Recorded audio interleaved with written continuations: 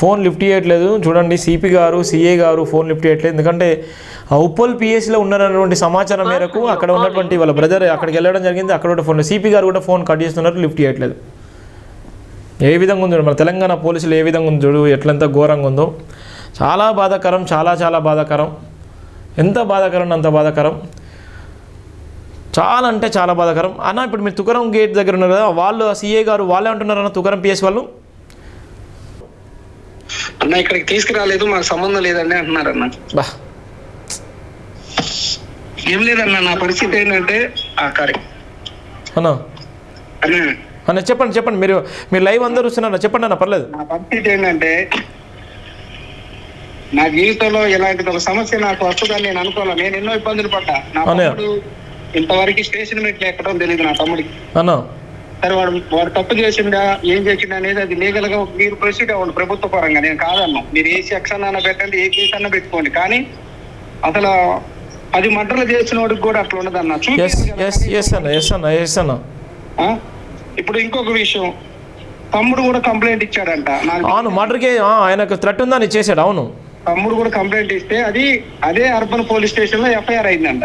అవును, మరి వాళ్ళని ఎందుకు అరెస్ట్ చేయలేదన్నా? తుకారం గేట్ పిఎస్సిఐతో మాట్లాడే ప్రయత్నం చేస్తున్నాను. అవును కరెక్టే, అది ఇచ్చిన తర్వాతనే వీళ్ళు పోలీసుల వాళ్ళు కూడా ఎంత నెగ్లెన్స్ ఉన్నారు చూడండి. పోలీస్ అధికారులు పోలీసు నెంబర్లు ఇచ్చిన తర్వాత పోలీస్ అధికారులు లిఫ్ట్ చేయకపోతే, పోలీస్ అధికారులు ఫోన్ కట్ చేస్తే సమస్య ఉంటే ఇంకెవరు చెప్పుకుంటారు? Hello hello, Tukaram gate CI గారు అండి. సార్ నమస్కారం అండి, తుకారం గేట్ సిఐ గారు. లేదండి, పోలీస్ స్టేషన్ సార్ నమస్కారం అండి, నేను జైభీమ్ టీవీ ఛానల్ చైర్మన్ మాట్లాడుతున్నానండి. నా పేరు బరిగల శివం. నమస్తే సార్, చెప్పండి సార్. సార్ ఇక్కడ ఉన్నటువంటి అజయ్ బాబు గారు తుకారం గేట్ పిఎస్లో ఉన్నారనేటువంటి సమాచారం మేరకు ఆ కుటుంబం అక్కడనే ఉందండి. పొద్దున్న నుంచి నైట్ నుంచి కూడా ఆందోళన చెందుతున్నారు. మీ పోలీస్ స్టేషన్లో ఉన్నారన్నటువంటి సందర్భం కూడా అందరికి తెలిసిపోయింది. అసలు ఉన్నారా మీ పోలీస్ స్టేషన్లో? అసలు అజయ్ బాబు గారు లేరా? ఇక్కడైతే ఎవరు లేరు సార్. ఇక్కడ అంతా చూసిరు మన వాళ్ళు వచ్చి చాలా మంది. ఎక్కడున్నారా అంటే ఏంటంటే అది విషయం, నేను ఇప్పుడే డ్యూటీ ఎక్కిన, ఇప్పుడు మార్నింగ్ డ్యూటీ నాది. ఏదైనా ఉంటే ఆఫీసర్ ఇన్స్పెక్టర్ సార్ గారి నెంబర్ ఇస్తే కావాలంటే ఒకసారి మీ ఇన్స్పెక్టర్ గారి నెంబర్ చెప్పండి. చెప్తా ఒకసారి, ఒక్క నిమిషం ఆగండి సార్, ఒక్క నిమిషం ఆగండి. లాస్ట్కి ఏమొస్తుంది మీ ఇన్స్పెక్టర్ గారిది? 220 వస్తుంది సార్. ఒక్క నిమిషం, 220 నా దగ్గర ఉన్నట్టుంది నెంబర్ని చూస్తున్నాను. చాలా బాధాకరం అండి, ఇంత దారుణం ఎక్కడ ఉంటుంది? ఇంత దారుణం ఉంటుందా? 220 నెంబర్ సార్దేనా? ఓకే అండి, నేను చేస్తున్నా. థ్యాంక్ యూ అండి, థ్యాంక్ యూ.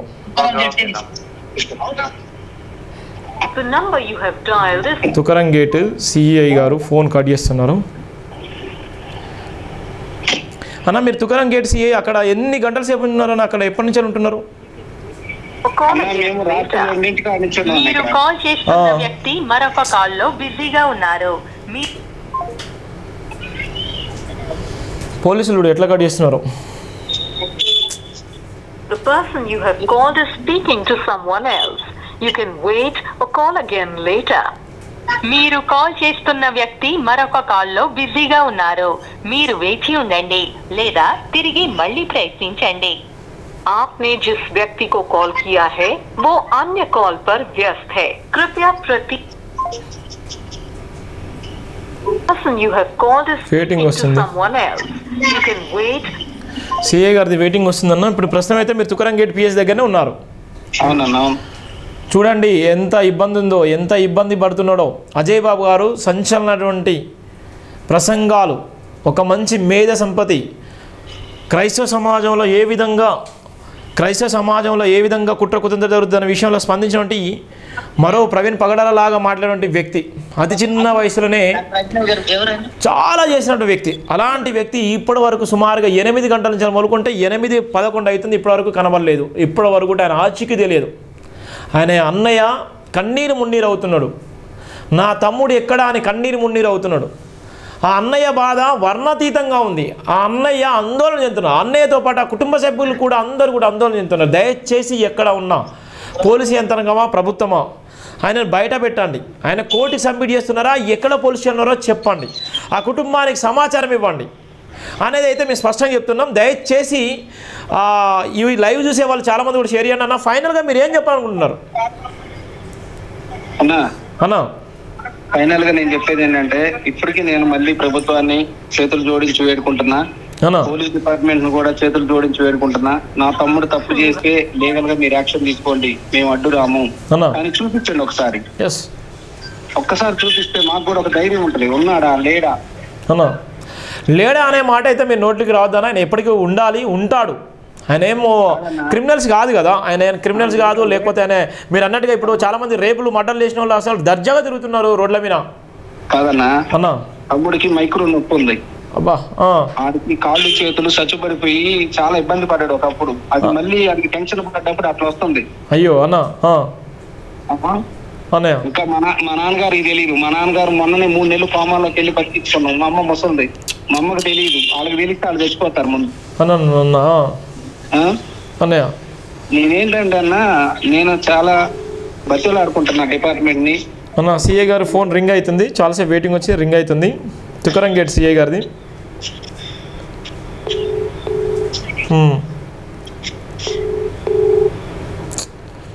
పోలీసులు ఇంత రెస్పాండ్ కాకపోతే ఎలా? పోలీసులు ప్రజల కోసమే ఉన్నాయి కదా, మన జీతాలతోనే కదా వాళ్ళకు వాళ్ళ లైఫ్. వాళ్ళ జీతాలు వచ్చేది కూడా మన జీతాల నుంచి కదా, మనమే కట్టే ట్యాక్స్ నుంచే కదా. పోలీసులు రెస్పాండ్ కాకపోతే ఎట్లా? పొలిటికల్ లీడర్లకే రెస్పాండ్ అవుతారా? చూడండి ఎన్నిసార్లు కాల్ చేశాను. తుకారం పిఎస్ దగ్గర ఉన్నటువంటి అజయ్ బాబు సంబంధించిన కుటుంబం ఉంది, వాళ్ళ అన్న అక్కడ ఉన్నారు. కనీసం ఇప్పటిదాకా వెయిటింగ్ వచ్చి సిపి గారు ఫోన్ లిఫ్ట్, సిఏ గారు ఫోన్ కట్ చేస్తున్నారు, సిపి గారు ఫోన్ కట్ చేస్తున్నారు.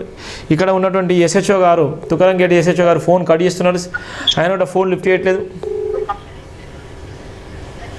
కంటిన్యూగా చేస్తూనే ఉన్నాను. ఎంత నెగ్లెన్స్ ఉందో చూడండి. ఇది మన ప్రభుత్వాలు చూడండి ఎంత రెస్పాండ్ అవుతున్నాయో, ఏ విధంగా రెస్పాండ్ అవుతున్నాయో చూడండి. ఇక ఎవరి కోసం ఈ ప్రభుత్వాలు? అన్నయ్య అన్న థ్యాంక్ యూ అన్న. చూశారు కదా కుటుంబం ఏ విధంగా అయితే ఇబ్బంది పడుతుందో, ఏ విధంగా అయితే బాధపడుతుందో. దయచేసి ప్రతి ఒక్కరు కూడా నేను ఒకటే మీకు చెప్తున్నాను, దయచేసి మీ అందరికీ ప్రత్యేకమైన ధన్యవాదాలు తెలియజేస్తున్నాను. మీరు నిలబడితే మాత్రమే, మీరు స్టాండ్ తీసుకుంటే మాత్రమే, మీరు రోడ్ల మీదకి వచ్చి అన్యాయం జరిగింది న్యాయం కోసం కొట్లాడితే మాత్రమే మీకు న్యాయం జరుగుతుంది.